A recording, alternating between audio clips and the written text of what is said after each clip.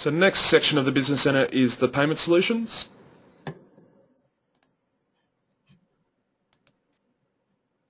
And you can see we've got a few options here for transactions. The main one we'll look at today is manual transactions.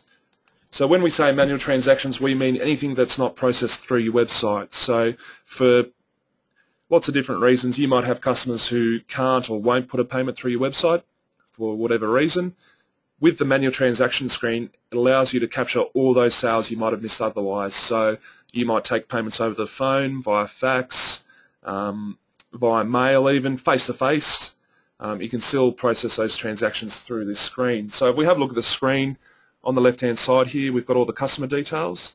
Now, they're not required, but it's always a good idea to populate as much information as possible for your customers to make it easier to go back later and find out who they are and who processed the transaction.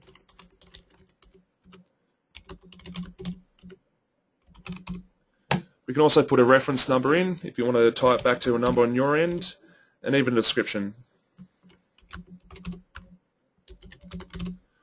Now, if we go to the right, we've got all the credit card information, which are required fields. So we need to put the customer's name in, or credit card holder's name, the number, so the 16-digit number, a valid expiry date, the CVN number or CV2, it goes by a few different names. It's basically the number on the back of the card. For Visa and MasterCard, Amex is on the front. But just adds a little bit of security to the fact that you know that the cardholder has physical control over the card. And then finally the amount that you want to process for. Let's go $10. Hit the button, confirm the payment.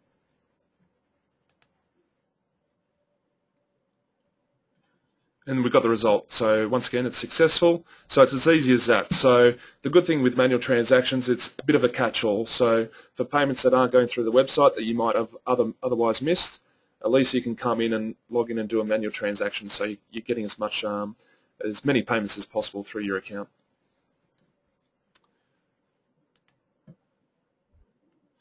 Recurring payments. I touched on recurring payments previously. Recurring payments allows you to set up your customers on a recurring payment plan or a subscription or membership plan. So on a given date for a given amount, you can actually charge your customers automatically without them or yourself having to manually charge them each time. So an example of this might be a magazine membership. So at the first of each month, the customer gets automatically charged $10 subscription fees.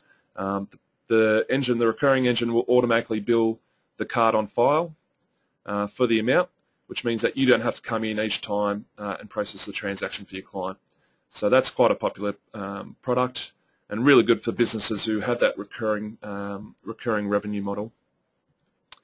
Stored payments is where we take the credit card details and the amount and store it to be processed at a later date. So you might have a customer who you know doesn't have the funds until next week, so there's no point trying a transaction now. But you might want to try it on payday next week, so you can store the details until then. Another reason for stored payments is you might be doing a pre-order, so you want to take the details now, but you don't want to charge them until you know the goods are shipped. So this allows you to store one-off payments and process them when you want to. Token payments is, I guess, the next step for stored payments. Rather than just storing the one-off transaction, you can store customers' details to be processed against at any time. So you might have a regular customer who comes back time and time again.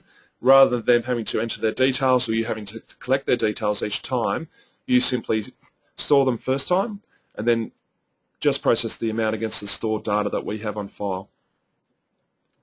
Batch payments is where you can upload a file with multiple manual transactions. So if you had, say, 100 manual transactions to process, rather than sitting there and punching in 100 different transactions, which would drive you mad, you can populate the file and upload them, and the system will automatically go through each line in the file and process it accordingly. So it's really for mass uploads or bulk uploads of transactions.